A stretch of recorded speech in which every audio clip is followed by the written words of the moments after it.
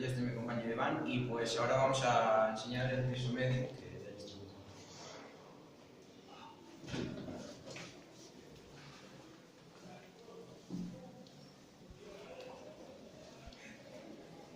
Aquí está el baño de las chicas.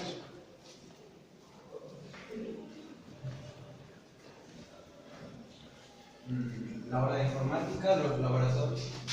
Son 3.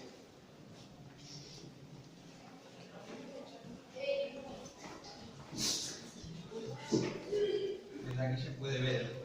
Es el departamento de matemáticas.